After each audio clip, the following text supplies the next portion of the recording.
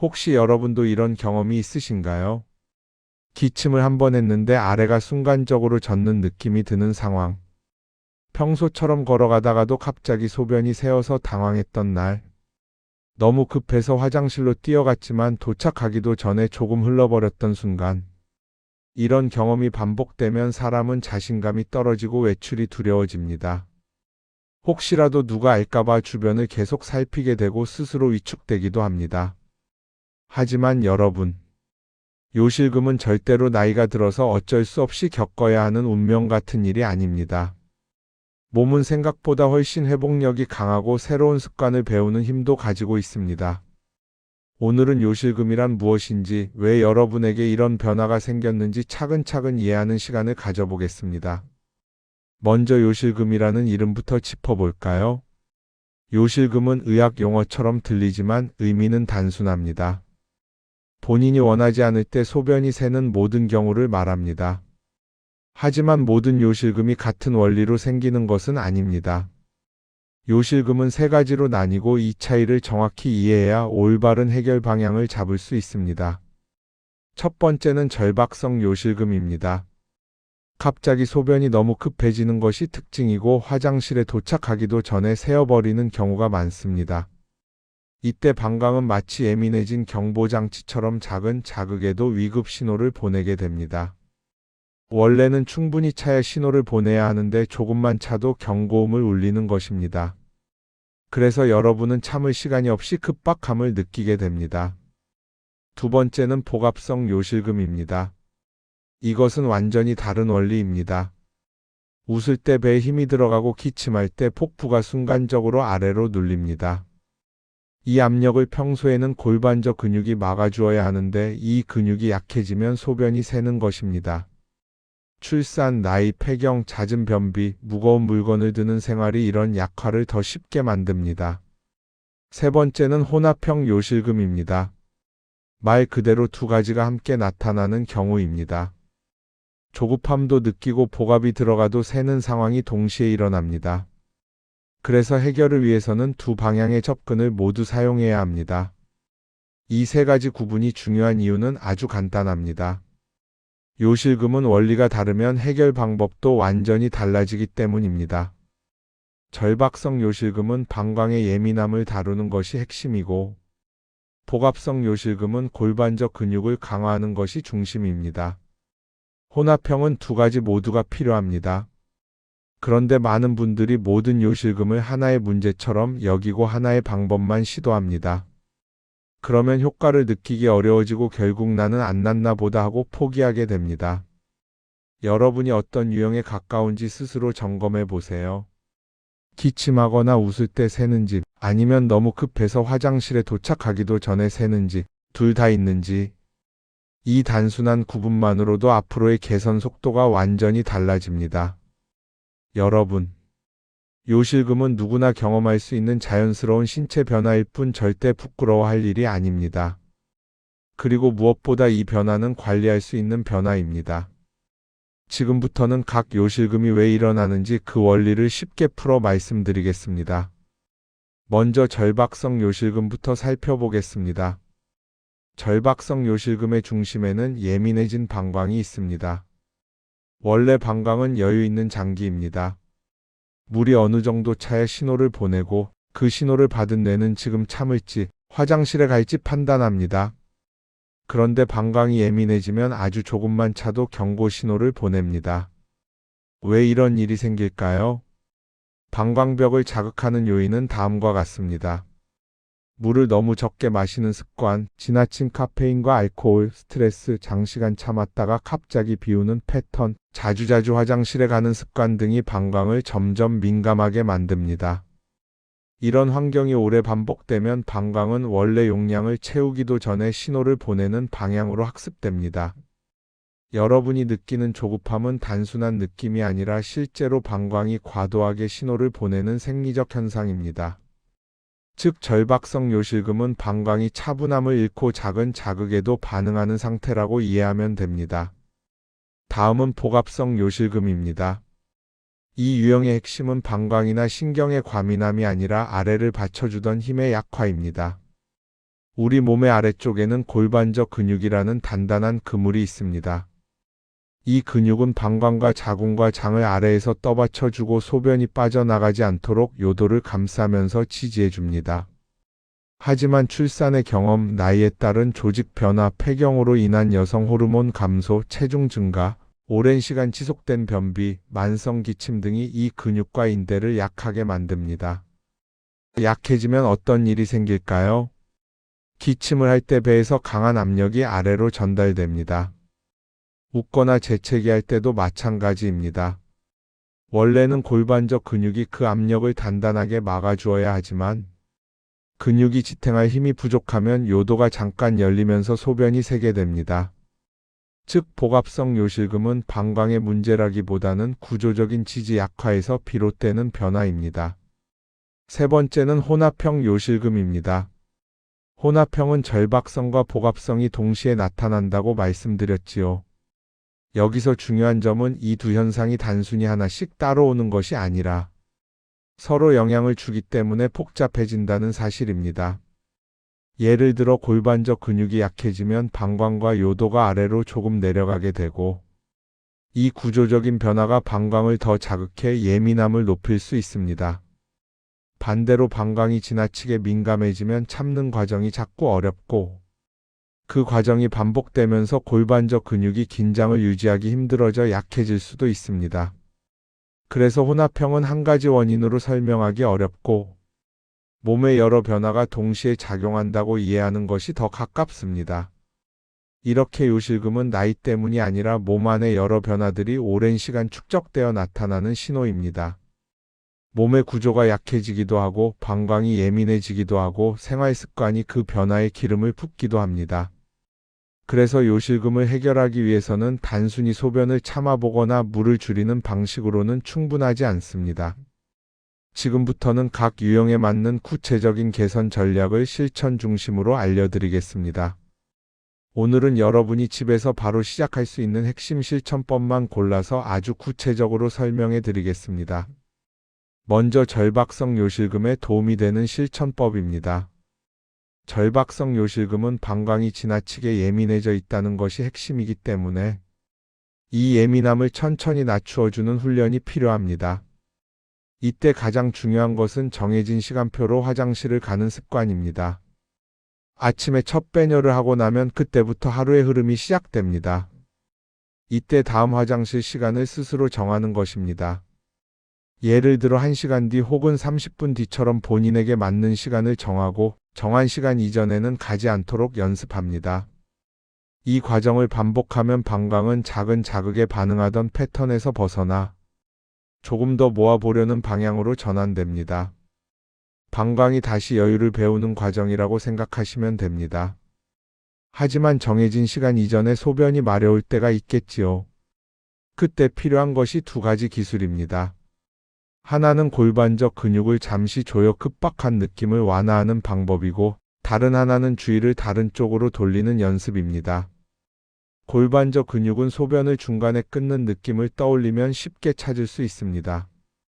급해질 때 이 근육을 5초 정도 조여주면 아래쪽이 단단히 지지되면서 급박감이 조금 잦아듭니다.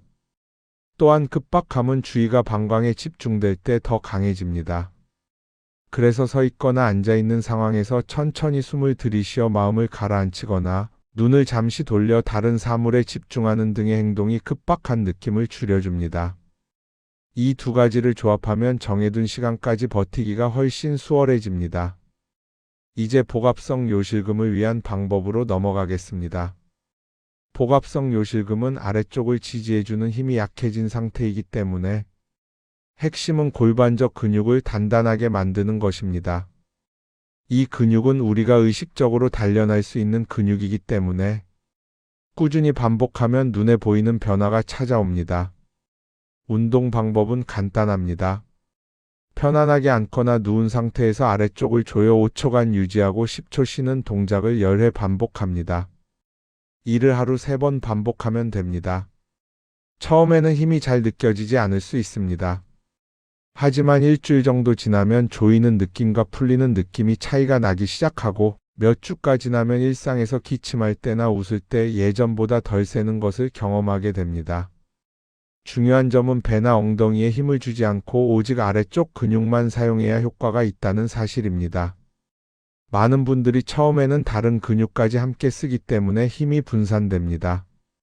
하지만 하루 이틀 연습하면 금방 익숙해집니다. 혼합형 요실금은 이름 그대로 두 가지 문제가 동시에 나타나는 유형입니다. 그래서 절박성과 복압성을 다룰 때 사용하는 방법을 함께 적용해야 좋은 결과를 얻습니다. 가장 좋은 방식은 하루를 두 부분으로 나누어 실천하는 것입니다. 아침과 낮 시간에는 방광을 훈련시키는 시간표 전략을 중심으로 하고 오후와 저녁에는 골반적 근육 강화 운동을 집중적으로 하는 것입니다. 이렇게 분리해서 실천하면 몸이 각각의 훈련을 더 수월하게 받아들입니다. 방광은 시간을 지키며 여유를 배우고 골반적 근육은 반복을 통해 힘을 회복하게 됩니다. 두 영역을 동시에 강화하면 혼합형 요실금도 점차 안정됩니다. 그리고 모든 요실금 유형에 공통적으로 영향을 주는 기본 생활법이 있습니다. 이것은 요실금 개선의 바탕이 되는 기초 체력 같은 것입니다. 적절한 수분 섭취가 그 중 하나입니다. 물을 너무 적게 마시면 소변이 농축되어 방광을 더 자극하고 너무 많이 마시면 방광이 자꾸 신호를 보내게 됩니다. 하루에 1500에서 2000ml 정도를 나누어 마시면 방광이 가장 안정됩니다. 또한 카페인과 알코올은 방광을 자극하므로 가능한 한 오전에만 소량으로 제한하는 것이 좋습니다. 특히 커피는 오후 이후에 마시면 방광이 더 민감해지고 급박감이 나타나기 쉬워집니다. 또 하나 중요한 것은 변비 관리입니다. 장이 꽉 차 있으면 그 압력이 아래쪽으로 전달되어 방광을 누르게 되고 이는 요실금을 악화시킵니다. 채소를 충분히 섭취하고 적당히 움직이며 일정한 식사 시간을 유지하는 것만으로도 변비가 크게 줄어들 수 있습니다. 체중 관리도 빼놓을 수 없습니다. 복부의 압력이 높아지면 아래를 지지하는 골반적 근육의 부담이 커지기 때문에 체중을 조금만 낮추어도 요실금이 완화되는 경우가 많습니다. 지금까지의 내용은 복잡해 보일지 모르지만 모두 몸이 다시 안정된 패턴을 찾도록 도와주는 간단한 과정들입니다. 우리가 매일 반복하는 작은 행동들이 모여 요실금 증상도 변화됩니다. 여기까지 들으셨다면 이제 여러분도 어떻게 실천해야 하는지 충분히 감이 잡히셨을 겁니다. 지금부터는 이 실천법들을 하루 속에 자연스럽게 넣을 수 있도록 아침, 낮, 저녁 루틴으로 정리해 드리겠습니다. 이 루틴은 절박성 요실금, 복압성 요실금, 혼합형 요실금 모두에게 도움이 되도록 구성한 내용입니다. 먼저 아침 루틴부터 살펴보겠습니다. 아침은 몸과 방광을 안정된 패턴으로 이끌 수 있는 가장 중요한 시간입니다. 눈을 뜨면 가장 먼저 화장실에 다녀오세요. 이것이 하루의 기준점이 되고 방광이 하루 동안 어떤 속도로 움직일지를 결정하는 첫 단계가 됩니다. 그 다음에는 가벼운 물 한 잔을 천천히 마셔주세요. 밤사이 농축된 소변이 다시 부드럽게 희석되면서 방광이 덜 자극을 받습니다. 아침에는 너무 많은 물을 한 번에 마시는 것보다 천천히 한 잔 정도 마시는 것이 좋습니다. 그리고 이 시점에서 다음 화장실 시간을 정해둡니다.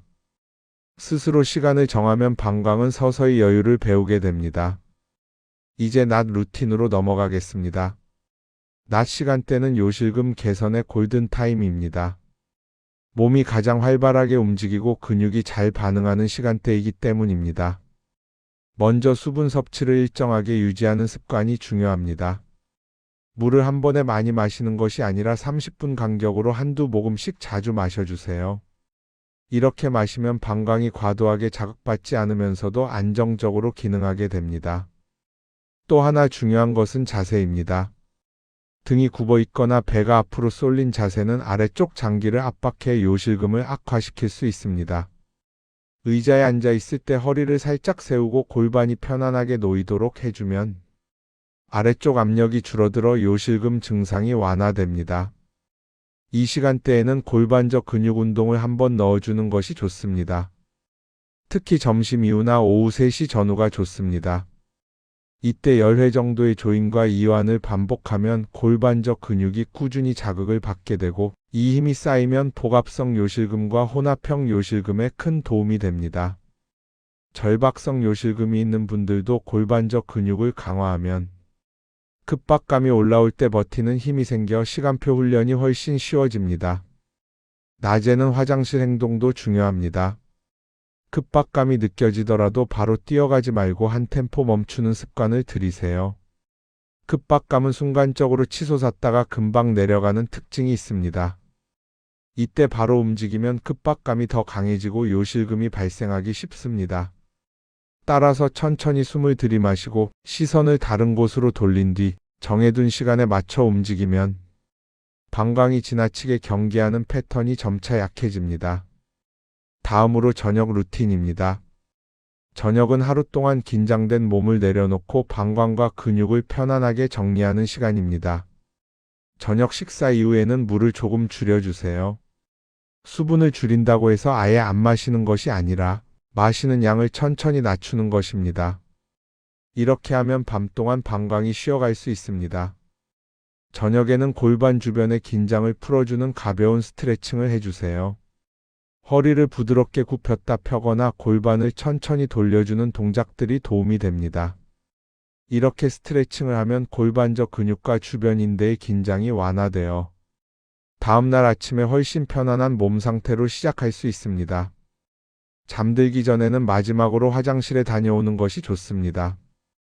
단 무의식적으로 2번, 3번 반복해서 가는 것은 오히려 방광을 더 예민하게 만들 수 있으니 한 번만 다녀오면 충분합니다. 그리고 잠들기 직전 5회에서 10회 정도의 골반적 근육 운동을 해주세요. 이것은 하루를 마무리하며 근육의 감각을 다시 한번 깨워주는 과정입니다.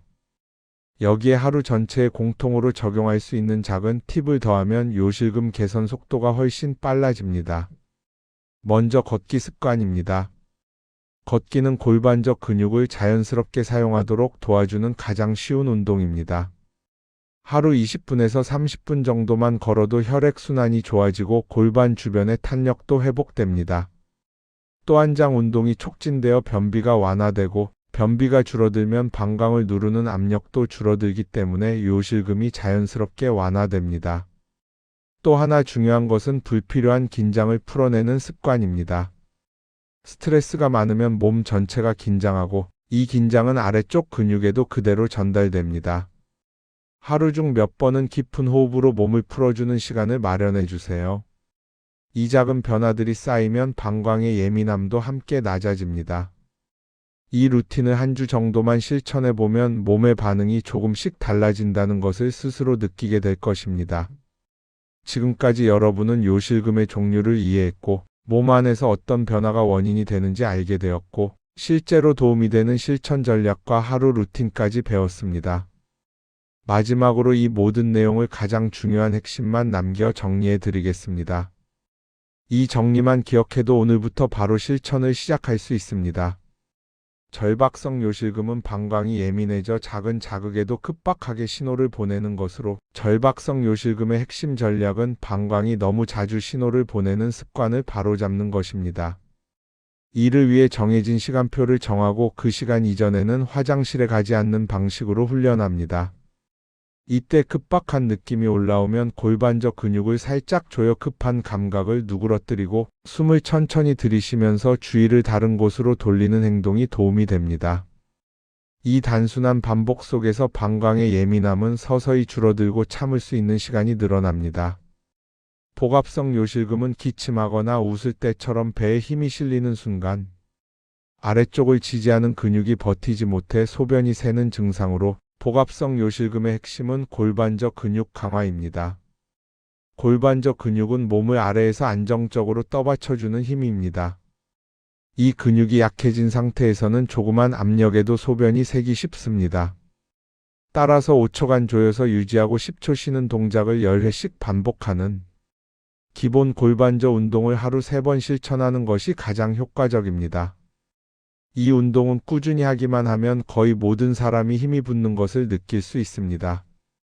혼합형 요실금은 2가지 전략을 함께 진행해야 하는 유형입니다. 방광의 예민함을 줄여주는 시간표 훈련과 골반적 근육을 강화하는 근력 훈련을 동시에 진행합니다. 이 두 가지가 함께 이루어질 때 증상은 훨씬 안정적으로 개선됩니다. 지금까지 배운 실천 전략 위에 반드시 놓아야 하는 것이 생활 습관입니다. 이 생활 습관은 모든 유형의 요실금에 공통으로 도움이 됩니다. 물을 너무 적게 마시면 소변이 농축되어 방광을 더 자극하고 너무 많이 마시면 방광이 계속 신호를 보내게 됩니다. 따라서 하루 1500에서 2000ml 정도를 나누어 마시는 것이 좋습니다. 변비 예방은 요실금 완화에 직접적으로 연결됩니다. 장을 비워주면 방광을 누르는 압력이 줄어들기 때문입니다. 또한 카페인과 알코올은 방광을 민감하게 만드는 요소이므로 줄이는 것이 좋습니다. 체중을 조금만 줄여도 아래쪽 압력이 크게 줄어들어 증상이 한층 완화되는 경우가 많습니다. 걷기 운동은 골반적 근육을 자연스럽게 자극하고 장 운동을 도와 요실금과 변비를 동시에 완화시켜줍니다. 이제 여러분의 몫은 아주 단순합니다. 오늘 배운 요약 내용 중 나에게 필요한 부분부터 실천을 시작하는 것입니다. 모든 것을 한 번에 완벽하게 할 필요는 없습니다. 시간표를 정하는 습관을 먼저 잡아도 좋고 골반적 근육 운동부터 꾸준히 하는 것도 좋습니다. 한 가지라도 꾸준히 하면 몸은 반드시 반응합니다. 여러분의 삶이 조금 더 가벼워지고 외출이 더 편안해지고 밤잠이 깊어지는 경험은 절대 멀리 있는 미래가 아닙니다.